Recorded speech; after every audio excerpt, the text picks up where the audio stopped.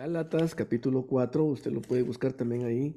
Verso 4, dice así: pero cuando vino el cumplimiento del tiempo, Dios envió a su Hijo, nacido de mujer y nacido bajo la ley, para que redimiese a los que estaban bajo la ley, a fin de que recibiésemos la adopción de hijos. Leo nuevamente el verso 4. Pero cuando vino el cumplimiento del tiempo, Dios envió a su Hijo, nacido de mujer y nacido bajo la ley. Este pasaje, hermanos amados, de por sí es un pasaje muy profundo. Y a la vez, gracias a Dios que está este pasaje porque es muy revelador. Y mire, hermano, nos da a nosotros elementos importantes de consolación en el tránsito de la experiencia espiritual. Quiero hacer un antecedente previo al pasaje antes de comentarlo de lleno. Dios, hermanos amados, usted recuerda cuando el hombre fue expulsado del jardín del Edén, expulsó al hombre del jardín, pero a la vez le dio la esperanza y la promesa de una redención. De hecho, cuando el hombre fue expulsado del jardín del Edén, usted recordará, dice que los vistió con túnicas de pieles. Y hay unas versiones que son más específicas y aclaran que esas túnicas de pieles procedían de animales que habían sido sacrificados para tal propósito y que habían sido ovejas. Así que el Señor había sacrificado ovejas para cubrir al hombre cuando lo expulsó del jardín del Edén, y ello representaba desde ya una promesa que anticipaba de que aunque habían sido expulsados del jardín, no los había enviado desnudos, sino que los había cubierto. Es decir, su desnudez había sido cubierta. Luego encontramos un pasaje que es Génesis 3:15, un pasaje precioso. Muchos teólogos llaman a este pasaje el protoevangelio. Lo llaman el protoevangelio porque es la versión más antigua de la primera promesa de redención. Ese pasaje dice así: pondré, dice, enemistad entre ti y la mujer. Le dice el Señor a la serpiente, entre tu simiente y la simiente de esta, dice. Esta, la simiente de la mujer, dice, te herirá en la cabeza y tú la herirás en el calcañar. En esa declaración, Génesis 3:15, recuérdelo, lo que tenemos es la promesa de la victoria de la simiente de la mujer sobre Satanás, sobre la simiente de Satanás. Y todos nosotros el día de hoy sabemos quién es la simiente de la mujer. Por eso en el pasaje que acabamos de leer ahí lo dice. Pero cuando vino, dice, el cumplimiento del tiempo, Dios envió a su Hijo, nacido de mujer y nacido bajo la ley. Cuando dice nacido de mujer, claramente se está refiriendo a aquella antigua promesa, aquel protoevangelio de Génesis 3:15, donde el Señor prometió que la simiente de la mujer iba a herir a la serpiente en la cabeza. Bueno, todo eso es simbólico, ¿no? Una herida en la cabeza significa aniquilación. Una herida en el calcañar significa una herida que no significa nada. Una herida que lo único que representa es oposición, y eso es lo que tenemos nosotros. Cristo en la cruz del Calvario venció y derrotó a Satanás, a los principados y a las potestades, los exhibió públicamente, los aniquiló, literalmente acabó con ellos. Y lo que tenemos de parte del enemigo es una respuesta de alguien que hiere el calcañar, es decir, de alguien que presenta oposición sin llegar jamás a tener victoria. Eso es lo que la antigua promesa representa. Pues el tiempo pasó, hermanos, ¿verdad? El tiempo pasó.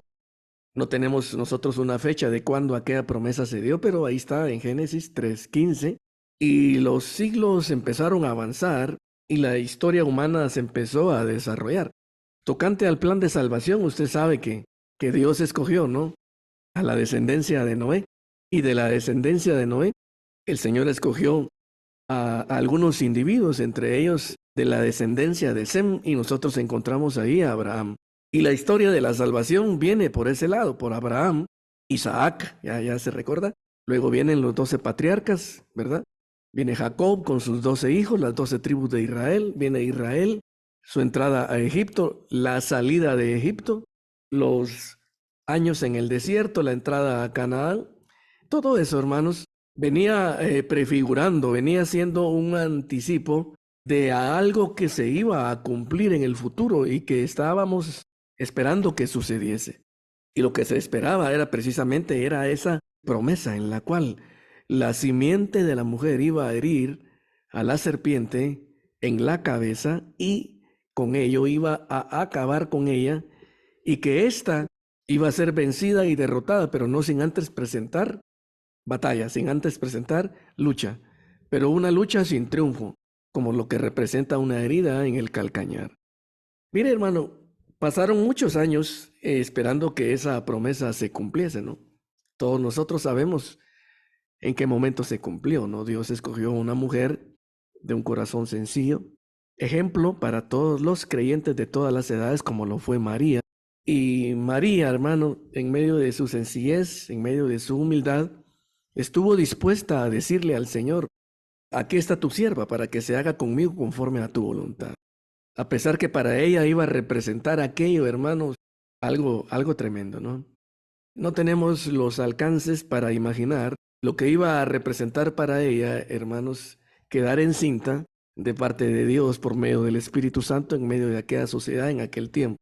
Y bueno, el Señor vino, el Señor nació y él desarrolló su actividad ministerial, etcétera, etcétera. Pero hay algo que me llama mucho la atención y que es el motivo de esta meditación. Y es que en Gálatas capítulo 4, en el verso 4 dice, pero cuando vino, dice, el cumplimiento del tiempo, Dios envió a su Hijo. Dice, nacido de mujer y nacido bajo la ley. Me llama mucho la atención. ¿Qué fue lo que provocó que fuese un indicio de que el cumplimiento del tiempo había llegado? Porque sí quiero decirle que antes de que el momento llegase, Israel como nación atravesó una debacle política y civil. Sí, hermanos, ellos fueron invadidos, fueron ocupados por una potencia extranjera. Imagínese usted, los romanos llegan y ocupan toda el área de la antigua Palestina y dentro de todos esos territorios pues estaba Israel. Israel pierde su autonomía, pierde su independencia y de hecho la pierde hasta los años recientes, ¿no? Hasta el 14 de mayo de 1948, ya en la actual era, se puede usted imaginar. Así que era para Israel un tiempo difícil y la promesa de Dios estaba pendiente de cumplirse. Quiero decirle también que antes de que el Señor viniese, el último profeta del Antiguo Testamento lo tenemos con Juan el Bautista. Y antes de Juan el Bautista, habían pasado, ¿sabe cuánto tiempo? 400 años. Un periodo tremendo, 400 años en los que no hubo palabra de Jehová. Pero el pueblo de Dios esperaba el cumplimiento de la promesa del Señor. Él había dicho, esta te herirá en la cabeza, le dijo a la serpiente, y tú le herirás en el calcañar. Estaba pendiente de que se cumpliera esa grandísima promesa. Pero pareciera ser que en vez de que las cosas fuesen bien, las cosas iban mal. Porque cualquiera de nosotros pensaría que el momento adecuado para que esta promesa se cumpliera era un momento, de gran visitación, un momento de gran avivamiento, un momento en el que Israel hubiese estado en un momento de grandiosidad, de expansión, de conquista, no en un momento en el que ellos habían incluso hasta perdido muchas de sus libertades. Hubo momentos, hermanos, en los que Israel llegó a ser una potencia, una nación tan grande, tan rica, tan poderosa, tan influyente que se cuenta que unos reinos del sur de África llegaron a la tierra de Israel atraídos por la fama de la grandiosidad que ahí se vivía, de la prosperidad. Y uno de aquellos príncipes llega a la tierra de Israel y se acerca al área de los palacios de Salomón, donde estaba el templo, etc. Y mira a un individuo vestido de ropas espléndidas, hermano. De ropas espléndidas, sí. Y luego cuando lo observa, pues cae en la cuenta que aquel individuo ha de ser el rey, ¿no? Porque está vestido tan elegantemente, está vestido tan finamente. Dentro de su fuero interno, solo un príncipe, solo un rey puede vestirse así. Y entonces llega y se postra delante de él. Y este individuo le dice, no te postres delante de mí, le dice. Yo soy uno de los siervos de Salomón. Pues te imaginarse, hermano, qué prosperidad, qué riqueza se manejaba en aquel tiempo en Israel, que uno de los siervos del rey, cuando alguien del extranjero venía y lo miraba, pensaba que él era el rey, porque se vestía de forma tan espléndida. Bueno, y en esos momentos hubiese sido apropiado, ¿no?, una visitación de este tipo. Dentro de nuestros parámetros humanos, nosotros hubiésemos considerado que el momento para que esta promesa, donde Dios había dicho, esta te herirá en la cabeza y tú la herirás en el calcañar, pues tendría que ser en algún momento de grandiosidad, ¿no? Por aquellos tiempos Salomón hacía sacrificios de ovejas en el día de expiación. Se sacrificaban 120,000 ovejas, así como lo oye. 120,000 ovejas era el sacrificio que presentaban, hermano, porque había una abundancia exagerada. Salomón llegó a tener paz por todos lados, eso es lo que dice la Biblia. Es decir, no habían desafíos externos, no habían enemigos, todo estaba controlado, la política exterior estaba bien manejada, la política interna también. Hermanos, pero Dios no escogió ese momento, sino que Dios permitió, ¿sabe qué? Que viniese un período de apatía. Dios permitió que viniese un momento en el que los reyes de Israel comenzaron a pecar. Y también que por la dureza y el pecado del corazón de la gente, fuesen llevados cautivos. Y fueron llevados cautivos a Babilonia. El templo de Dios fue destruido, el templo ese tan grandioso que había hecho Salomón fue destruido. Luego ellos retornaron, pero toda aquella gloria que había habido antes no se volvió a recuperar, y al contrario de eso, las naciones vecinas empezaron a tener auge. Esto es historia, hermano, usted podrá corroborarlo, como en el siglo VII aparecen los babilónicos, en el siglo VI, hermano, aparecen otras naciones, los persas, en el siglo V también los persas, luego en el siglo IV, en el siglo III los griegos, y todas estas culturas empezaron a engrandecerse. Luego en el siglo II antes de Cristo aparece el vislumbre de lo que iban a hacer los romanos, y aquellas promesas estaban como que no se iban a cumplir. Y es que lo que sucedía es que esto es lo que pasa, de que Dios siempre quiere llevarnos a nosotros al punto en el que nosotros dependamos absoluta y enteramente de Él, no de las cosas que tenemos, o no de las cosas incluso que Él nos ha dado, sino que dependamos absolutamente de Él. Recuerde usted aquel pasaje que dice que el poder de Dios se perfecciona en la debilidad. Y dice que cuando yo soy débil, dice, entonces soy fuerte. ¿Por qué? Porque sí, porque el poder de Dios se perfecciona precisamente en la debilidad. Hay un pasaje que quisiera traer a colación en esta mañana, y este pasaje se encuentra en Jueces, en el capítulo 7, en el verso 2. Oiga cómo dice: Jehová dice, dijo a Gedeón, el pueblo que está contigo es mucho para que yo entregue a los madianitas en su mano, no sea que se alabe Israel contra mí, diciendo, mi mano me ha salvado. Mire cómo la metodología del Señor nos muestra estos procedimientos que el Señor hace con su pueblo. Antes de esto, el Señor le había dicho a Gedeón que Gedeón tenía un ejército tremendo, ¿no? Y le dijo, no, son muchos, le dice. Y se regresaron, hermano, 30,000. 30,000 se regresaron. Y después le dijo, los que tienes son demasiados. Y regresó 10,000. Y luego se presenta Gedeón delante del Señor con un ejército bastante reducido y le dice, aquí está, Señor, estos son los que me han quedado. Y el Señor le dice todavía, el pueblo que está contigo es mucho, le dice, para que yo entregue a los madianitas en su mano. No sea que se alabe Israel contra mí diciendo, mi mano me ha salvado. ¿Sabe qué es lo que tenemos aquí? El procedimiento divino en el cual el Señor no le iba a dar a este pueblo la victoria a menos que existiese la garantía, la certeza, la seguridad, la constancia de que era Él el que los iba a librar y no su propia mano. Así mero. Que quedase constancia, que fuese fehaciente, que saltase a la vista, que fuese evidente de que no era la habilidad militar de ellos, que no era su bravura, que no era la cantidad de los ejércitos que tenía, sino que había sido Dios. Por eso aquí dice, el pueblo que está contigo es mucho para que yo entregue a los madianitas en su mano. No sea que se alabe Israel contra mí diciendo mi mano me ha salvado. Interesante todo esto, porque le quiero decir algo. Dios muchas veces nos lleva, ¿sabe a dónde?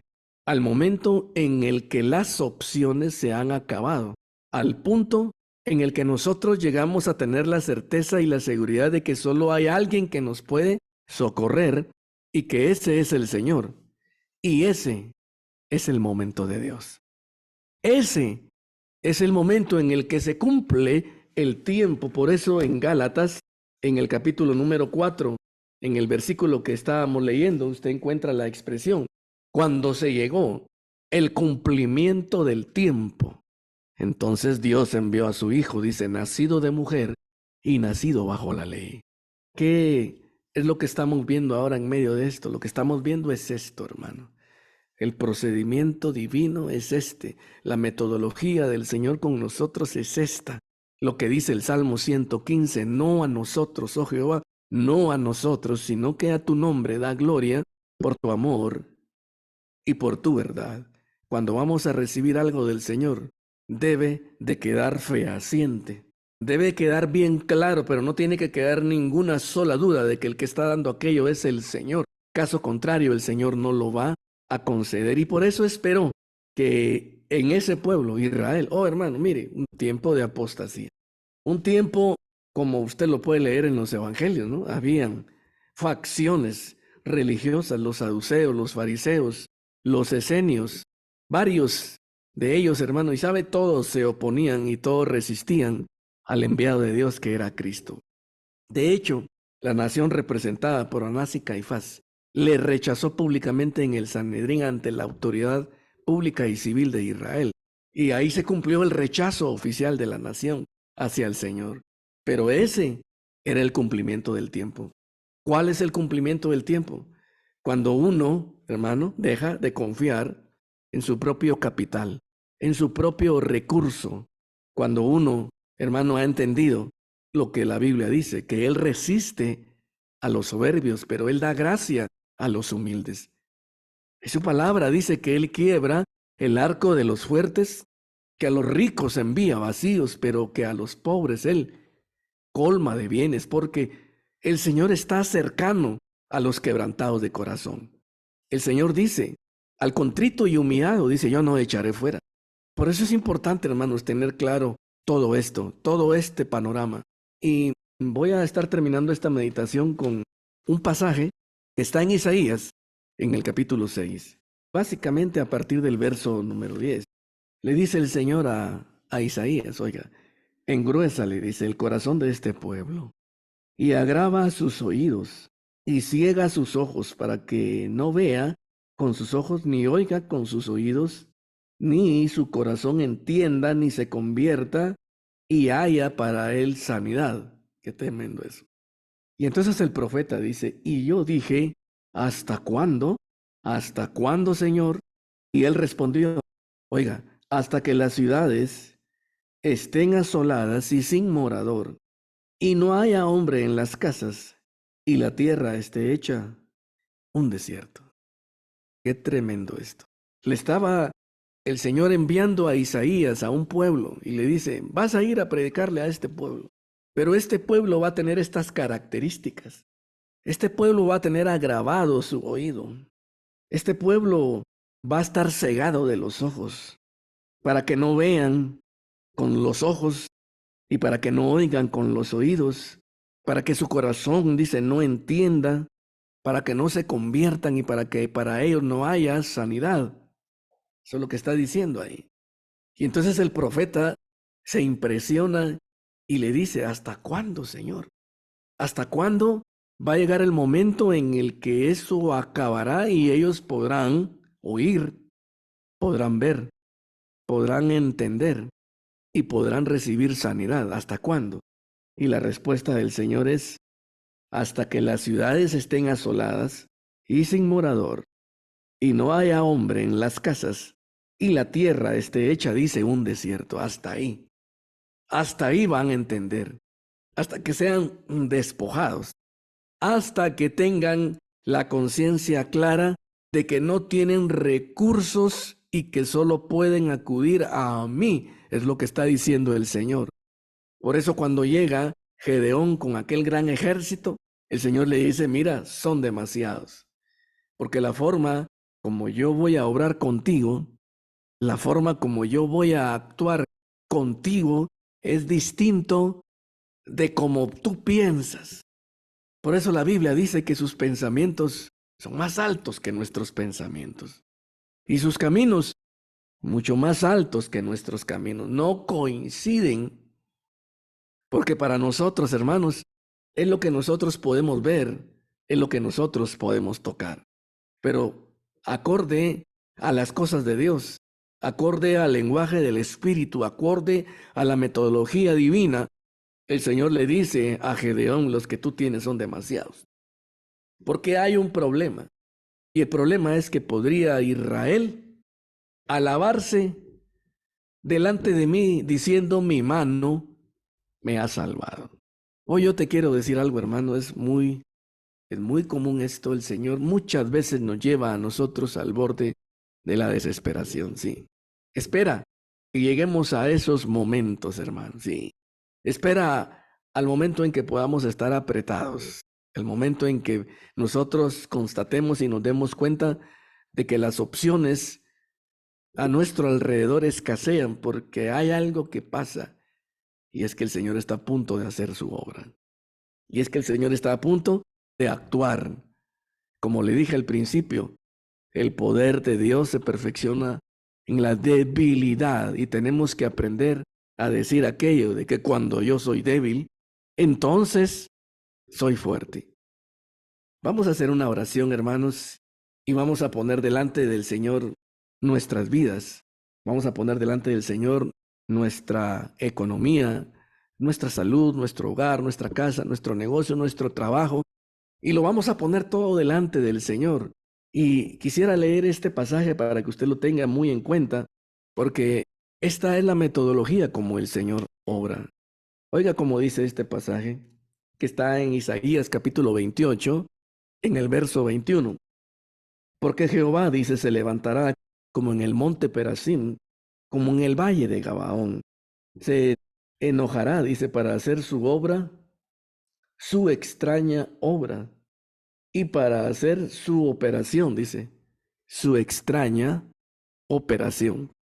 En este versículo se repite 3 veces la palabra extraña. Sí, así es el Señor.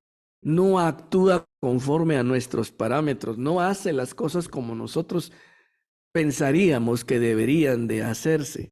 El Señor actúa, hermano, a través de senderos misteriosos. Y su obra inexplicable a nuestra razón es aquella, hermano, que responde a un objetivo.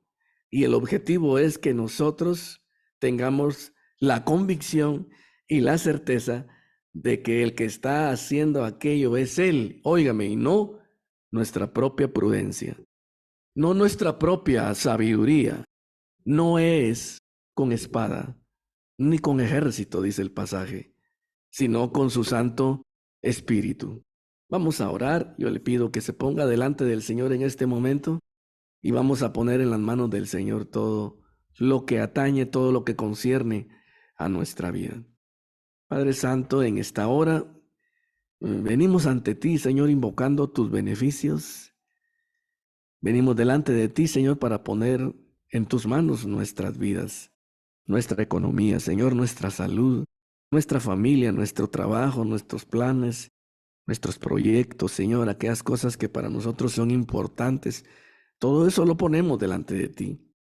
Y te pedimos, Señor, tener la madurez, tener el entendimiento, el discernimiento necesario para saber que todo lo que nosotros podamos recibir de parte tuya, Señor, será con la condicionante de que para ti y solo para ti, Señor, es la gloria.